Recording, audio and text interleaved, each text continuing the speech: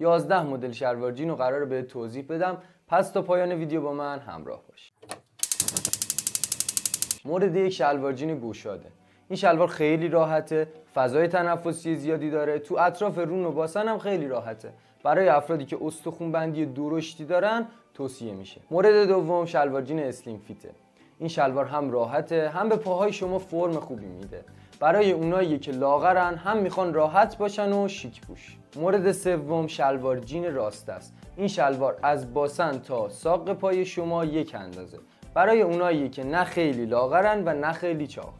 مورد چهارم شلواری اسکینی، یعنی از باسن شما تا ساق پای شما تنگ و تحرک زیادی به شما نمیده. تو طول روز نمیتونید بپوشید، فقط یک استایل اجازه استفادهشو دارید. برای افرادی که چاقن توصیه نمیشه چون خیلی راحت نیست و برای افراد لاغر. شلوار اسلیم فیت و اسکینی از نظر طراحی یکی هن. تنها تفاوتشون اینه که دهانه شلوار اسکینی باریک‌تره. مورد پنجم شلوار جین مخروطیه. این شلوار تو قسمت رون و باسن کاملا راحته، ولی هرچی به پایین میایم باریک‌تر میشه، یعنی قسمت بالای پهنی داره و قسمت پایین باریکی. برای افرادی که استخوان بندی درشتی دارن توصیه میشه. مورد ششم شلوار جین باریکه. این شلوار از زانو به پایین خیلی محکمتر و سفت‌تره، ولی از زانو به بالا خیلی راحته. مورد هفتم شلوار جین راحته. تو قسمت رون گشاده، برای افرادی که رونای بزرگی دارن توصیه میشه.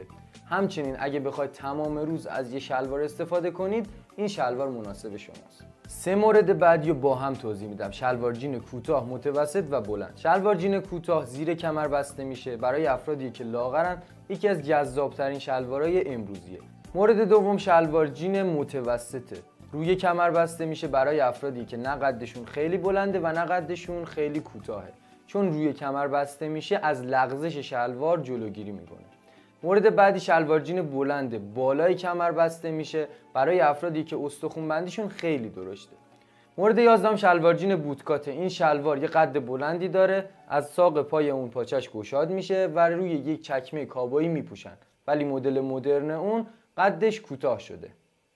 این ویدیو هم تموم شد. تو کامنت ها بهم بگو کدوم مدلش رو الان استفاده میکنی. ما رو لایک کن، دنبال کردن یادت نره. شیک پوش و سلامت باشید. بدرود. بسم الله الرحمن الرحیم. خدایا خلاص.